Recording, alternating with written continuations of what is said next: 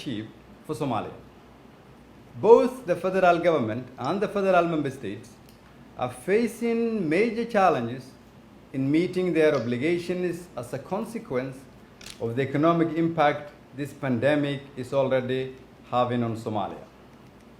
Excellencies, ladies and gentlemen, in our country today, remittances have declined rapidly, trade has dropped, small businesses are affected, household income has collapsed, and Somali banks are facing major problems in their day-to-day transactions with international banks and financial entities. With this sharp decrease in revenues, our government is facing an imminent challenge in meeting critical obligations, including overheads such as paying our civil servants and security forces. Tragically, we are also forced and faced to deal with floods that are currently being witnessed in Gardo, in Puntland, where 7 people have lost their lives and several others are still missing. Millions in livelihoods have been lost, and we predict that this will be the case further downstream in other parts of the country. Low cost is also threatening our farmers. And with this new reality, therefore, everything that you want to discuss today could be meaningless within a few months if we don't keep this country afloat and together. Excellencies, ladies and gentlemen, almost exactly a month ago, Somalia reached decision point under the HIBIC initiative for debt relief. My President and I consider this an achievement of historic importance, and I am grateful for the collaboration and support from so many key partners here today.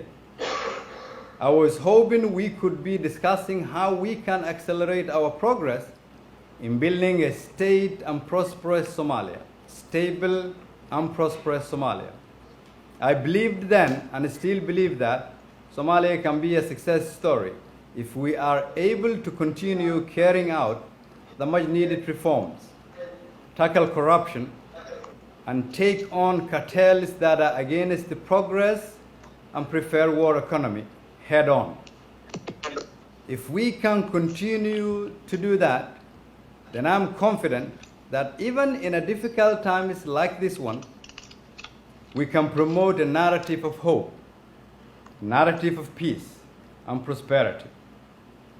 Excellencies, ladies and gentlemen, despite the challenges the world and our nation is currently facing, I would like to reaffirm that our objectives remain unchanged: to transform our nation, return it to a path of economic recovery, political stability, and foster peace and prosperity.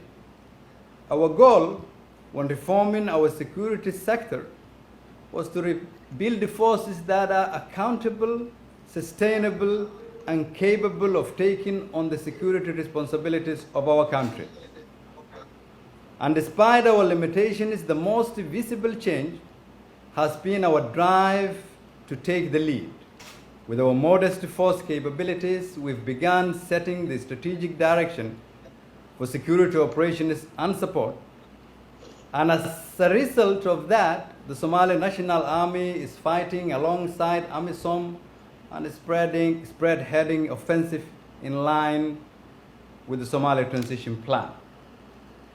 Operations in Lower Shabelle have recovered areas previously under the control of Al-Shabaab, while at the same time re-establishing integrated units that are sustained and holding territory. This in itself is a remarkable indicator. These operations have been supported by stabilization activities to ensure that local governance and services are returned to communities as quickly as possible. It is our intent to build upon these tested operational initiatives that has unified Somali security stakeholders, AMISOM and our partners, and hasten the implementation of the Somalia Transition Plan. Excellencies, ladies and gentlemen, We continue to face a fast evolving threat. We no longer face an enemy that attacks us only through bombs and bullets, although they continue to do so with deadly effect. This enemy attacks us through our businesses and our communities. They have made an industry out of intimidation, extortion, and threats. Their core leadership and major stakeholders no longer subscribe to the ideological, but rather are a criminal outfit who recruit and brainwash young boys to achieve their criminal objectives.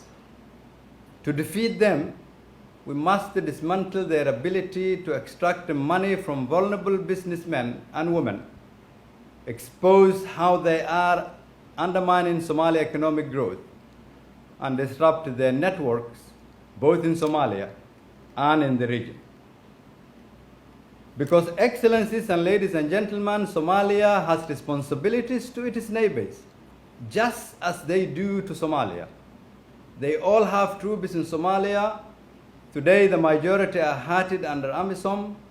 Our view is that a fundamental objective of Somalia's security strategy must be that we live and are mutually committed to a secure neighborhood.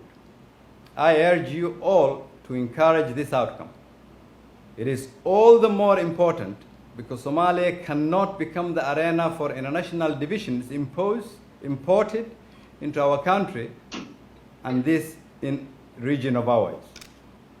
Somalia is committed to assuming its security responsibilities, but requires continued international support after 2021. It is also difficult to imagine such an operation that does not take into account Somalia's neighbors and the interests of the African Union and the wider international partners. The troops of AMISOM have paid the ultimate sacrifice in Somalia to help us build a stable Somalia, and that is why we can talk about debt relief and economic recovery today. And therefore, they should receive the support to complete their mission so that they leave behind a fully completed mission.